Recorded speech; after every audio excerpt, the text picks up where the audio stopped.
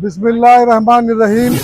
मैं तमाम मेरे इन साथियों का और पत्रकार भाइयों का दिल की गहराई से शुक्रिया अदा करता हूं कि पिछले 4-5 दिनों से ये एफआईआर के लिए मेरे साथ भाग रहे हैं और किसी तरह एफआईआर आज माशाअल्लाह हो गई है और उस भोंदू महाराज के ऊपर गुनाह दाखिल हो गया है।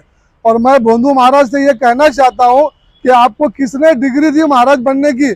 जिस हिस्ट्री को जिस चीज को आप नहीं जानते, जिस लेडीज के बारे में आपको कुछ मालूमात नहीं है, जिसकी उम्र क्या थी, किस उम्र में उनकी शादी हुई, आपको कुछ मालूम नहीं है, आप उनके बारे में कुछ भी बोलते।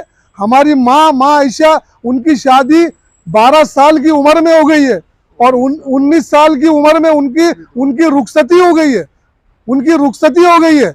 आप किस तरह उनके ऊपर इल्जाम लगाते हैं? आपको क्या समाज में कुछ समझ नहीं है? आपको महाराज होने का अभ्यास नहीं है आपको? मैं आपसे गुजारिश करता हूं, इसके बाद आप जहां भी भाषण करेंगे, जो भी बोलेंगे, सोच समझ के बोलना और हिसाब से बोलना। बिस्मिल्लाहिर्रहमानिर्रहीम। भोंदू पाखंडी रामगिरी ने ज्याप्रमाणे 4 दिवसापूर्वी जे प्रेषित मोहम्मद सल्लल्लाहु अलैहि वसल्लम यांच्याबद्दल आणि माँ आयशाबद्दल जे वादग्रस्त वक्तव्य केलं होतं, त्या निमित्ताने शहरातील सर्व उलमा कौन्सिलचे आमचे जबाबदार अध्यक्ष, त्याचप्रमाणे पिंपरी चिंचवड शहर जुलूस कमिटीचे अध्यक्ष हाजी युसुफभाई कुरेशी, कार्याध्यक्ष हाजी गुलाम रसूल, प्रमुख सल्लागार फजलभाई शेख आणि उपस्थित नासिरभाई, अब्दुल गफूरभाई आणि सर्वच आमचे इथं पिंपरी चिंचवड शहरातले सर्व मुस्लिम बांधव इथं 3-4 दिवसापासून आम्ही प्रयत्न करत होतो अशा चितावणीखोर वक्तव्य करणाऱ्या भोंदू बाबांना त्वरित इथं गुन्हा दाखल करून त्याला अटक करण्यात यावी।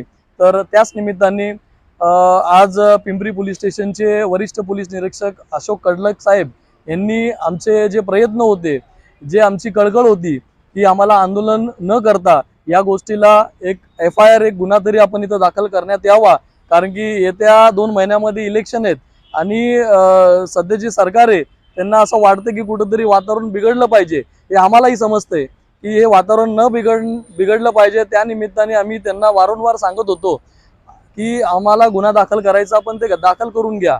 आज या ठिकाणी पिंपरी पोलीस स्टेशन मध्ये मी स्वतः इथं फिर्यादी म्हणून हजर राहिलो, फिर्याद देण्यात आली आणि आमचा गुन्हा दाखल सुद्धा करण्यात आला। मी वरिष्ठ पोलीस निरीक्षक अशोक कडलक साहेब आणि त्यांचे सर्व सहकारी कर्मचारी यांचं मी मनापासून धन्यवाद व्यक्त करतो, मुस्लिम समाजाच्या वतीने त्यांचा धन्यवाद व्यक्त करतो।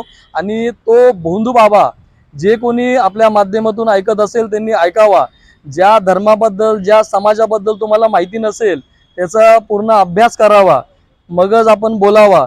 तुम्हाला बोलायचं तर तसा अधिकार नाहीये, पण संविधानाने आपल्याला ते अधिकार दिले, धर्माचा प्रसार करावा। पण तुम्ही जर त्याचा दुर्प्रचार जर करत असेल तर मुस्लिम समाज हे खपून घेणार नाहीये। आपण याची दक्षता घेतली पाहिजे। यापुढे अशा भोंदू महाराज जिथं कुठं काही बोलतील, आम्ही कायद्याच्या चौकटीत राहून त्यांच्यावर जे काही कठोर कारवाई करण्यासाठी आमची मागणी असेल मुस्लिम समाजाच्या वतीने आम्ही ते करणार आहे। आणि ह्याच्या पुढे असंच जर चालू राहिला तर ह्याचा आम्ही तीव्र निषेध आणि आंदोलन यापुढेही देखील करेल। आज यहाँ पर पिंपरी पुलिस स्टेशन में हमारे 2 दिन पहला मीटिंग हो गई, जिसमें पिंपरी चिंचवड शहर के तमाम उलमा कौंसिल और पिंपरी चिंचवड शहर जुलूस कमेटी और शहर के तमाम जिम्मेदार लोगों से एक अहम मीटिंग बुलाई गई और उसमें एक मशवरा हो गया कि नासिक में जो रामगिरी बोल के उसको महाराज लगाना भी एक कलंक है कि जो महाराज हो सकता वो इस तरह के अल्फाज किसी धर्म के खिलाफ नहीं बोल सकता। एक रामगिरी व्यक्ति ने जो पैगंबर इस्लाम के खिलाफ जो गुस्ताखी की, हम उसका निषेध करने के लिए और हम यहाँ पर एक एफआईआर दर्ज करने के लिए आए हुए थे। हमारी कल भी आज सीपी साहब से बात हो गई, सीनियर पीआई से बात होने के बाद आज यहाँ पर हमारी ओर से सभी पिंपरी चिंचवड उलमा कौंसिल जुलूस कमेटी के प्रेशर पर और सभी जिम्मेदार लोगों की वजह से आज उस पर गुनाह यहाँ पर दाखिल किया गया है। हम पिंपरी पुलिस स्टेशन और कमिश्नर साहब का धन्यवाद करते हैं जो पिंपरी चिंचवड शहर और महाराष्ट्र को शांतता बनाने रखने में ये एफआईआर लेने का बड़ा योगदान रहेगा। हमने साफ से कहा था कि अगर आज गुनाह दाखिल नहीं हुआ तो आने वाले शुक्रवार के दिन एक बड़ा आंदोलन जो रामगिरी व्यक्ति के खिलाफ निषेध मोर्चा अन्य पूरे महाराष्ट्र के जिलों के अंदर उस पर गुनाह दाखिल हुआ। आज भी वो व्यक्ति सुधरा नहीं और हम उसका तीव्र निषेध करते हैं। आने वाले वक्त में अगर कोई पैगंबर इस्लाम और मजहब के खिलाफ अगर बोलेगा तो हम भी बर्दाश्त नहीं करेंगे। हमारे नबी ने हमको पहले ही ताकीद दी कि कुरान की एक आयत है, लकुम दीनुकुम वलिया दीन, तुम अपने मजहब पर रहो, हम अपने मजहब पर हैं। हमें किसी की मजहब पर हम कभी टिप्पणी नहीं करते। तो रामगिरी व्यक्ति को समझना चाहिए कि वो किसी के मजहब के ऊपर ऐसे हर शब्द का इस्तेमाल ना करे और मुसलमानों की मुसलमानों की भावनाओं को ना दुखाए। अगर आने वाले वक्त में या महाराष्ट्राभरात हे 6वी एफआयआर दाखल झालेली आहे, अजून सुरूच आहे। लगभग या महाराष्ट्राचे प्रत्येक जिल्ह्यामध्ये एफआयआर दाखल होणार आहे आणि आमचा संपर्क प्रत्येक कलम सेशन अनुसार त्यामध्ये कलम दाखल केलेले आहे, त्या अनुसाराने एफआयआर दाखल झालेली आहे।